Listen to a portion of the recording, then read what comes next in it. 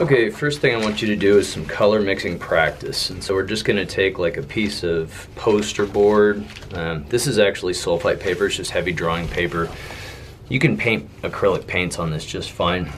So what I want you to do is set up like a color wheel situation. So you're gonna put a pretty big circle in here. Make another large circle over here. Another one right here. Okay, so this one's gonna be yellow.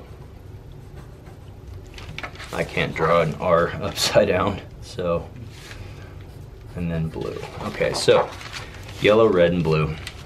And these are gonna be the only colors that I really like to have my students use because you're gonna be able to mix all of your secondary colors with those, and they make for the best kind of painting. So we'll get into like tinting and shading in a moment. So these colors you would need, maybe white and black as well, but again, I'm gonna go ahead and run through this demo real fast. So between blue and red, if I mix somewhat equal parts blue and red, I'm gonna get violet. Some people call it purple, but artists typically call it violet. So this over here is gonna be orange. So mixing red and yellow together, it's kind of weird. So I put an O in there to stand for that. Kind of looks like a donut, whatever. So mixing yellow and blue together, we're gonna create a green. I'm not gonna be able to do that one upside down either, so I'm gonna flip it around. Okay. So first thing you want to do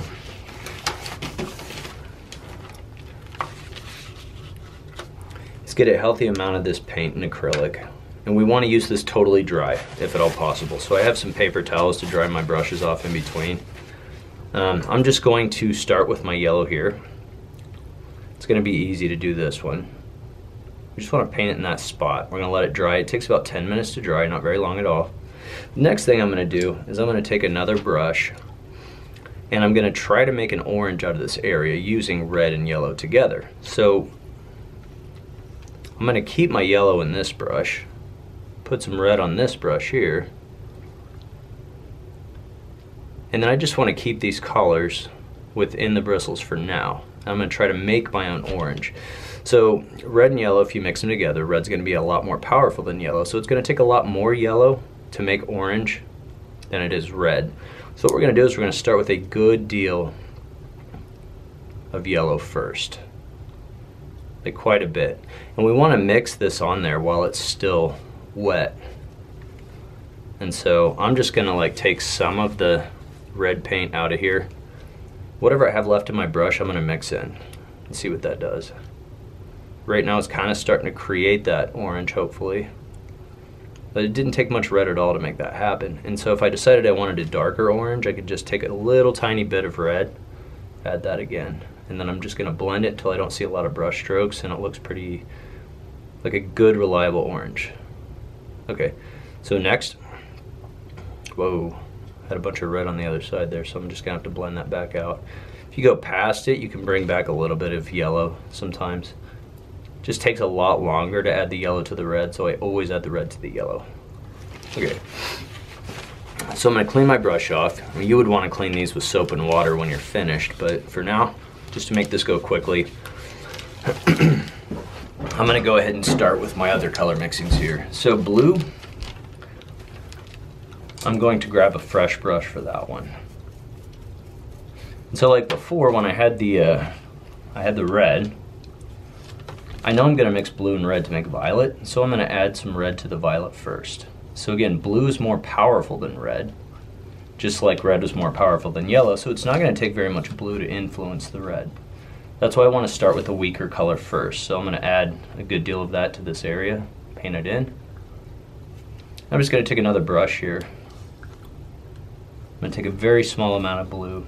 In fact, I'm gonna even clean some of that off my brush because I'm afraid that's gonna go too far too fast. And I'm just gonna slowly blend that in. You can see it's starting to darken the red. It'll look like kind of a red violet at first, but I'm slowly gonna add just a little bit till I'm happy with the quality of violet that I get. So it should look purple. Right now I'm feeling like that's a pretty good looking color, and it might change a little bit as it dries, so it just takes a little bit of practice to get there. Maybe a touch more blue. Sometimes if you go too far though, it just ends up really, really dark. Almost brownish, or maybe like a blue violet. I'm liking that pretty well. I might add just a touch more red back into that. So I just took my same blue brush and grabbed a little bit more red from my palette. By the way, paper plates make a really convenient palette.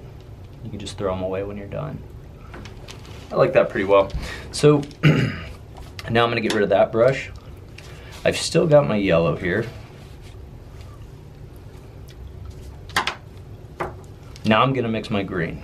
So again, a good deal of yellow up here. Now this is really, really dramatic because yellow is much, much weaker than blue. So to create your green, you're gonna have to use a lot of yellow and very, very little blue at all. In fact, what I'm probably gonna do to kind of help me maintain this color is to take that yellow, leave all the yellow that I have in my brush, and I'm just gonna dip a little bit of blue out of there and leave that yellow so that as I mix that in, they'll mix together. I don't want to take it too far too fast. Looks like I do need just a touch more blue in there.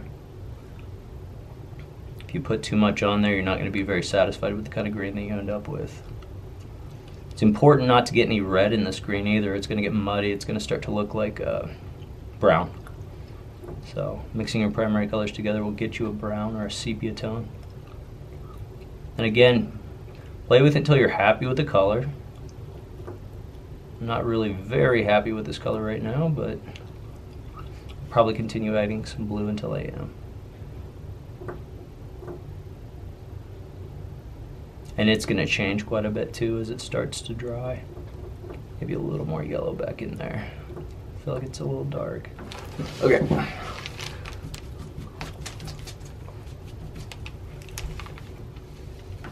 Oh, I like that better. It's kind of bringing the yellows out. So now,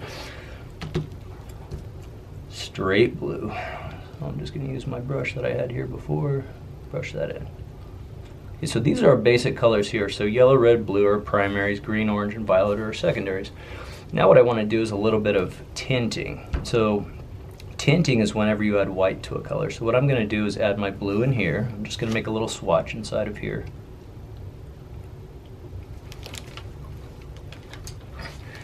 Then I either want to clean my brush or take a clean brush, and I want to add a little white to that. So you see I'm moving fairly quickly as I do this.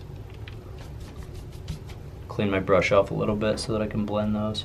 We don't want our paint to dry on the paper, or you're not going to be able to blend them very well. So now I'm just adding a little bit of white to that, and it's going to change the value. It's going to make it a lighter color. Definitely not brighter though. It's not as bright as this blue out here. A lot of people think tinting a color makes it brighter. It certainly doesn't. So once you have a little experience with that as such, I think I'm just going to grab another color over here. I'm going to get some of this yellow involved and then add a touch of blue to it and kind of get a green. Try to get a green in here if I can. I'm going to attempt to tint that as well so that you can kind of see how that changes the color. A little bit more white. And you can see that white starting to bring that yellow out a little bit more. So you might like what happens when you tint green, as it brings the yellow that you mixed in there. So I just add a little bit more here to make it lighter. It's good to practice this stuff before you get to your real deal project. And then I think I'm just going to do a little red over here. Get a fresh brush for that.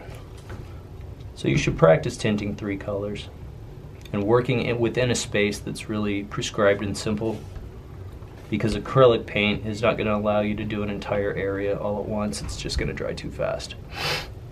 I'm going to dip some of that white out of there. I'm just going to blend it and work on kind of smoothing and controlling my brush strokes as I get closer to the middle. I do want to leave a little bit of this red out here so that I can see how it's changed as I've done that. So at this point I'm going to go ahead and clean my brushes. Then I'm going to work on some shading on the outside. And then I feel like I'm going to be done to the point to where I feel like I can practice this on a good project.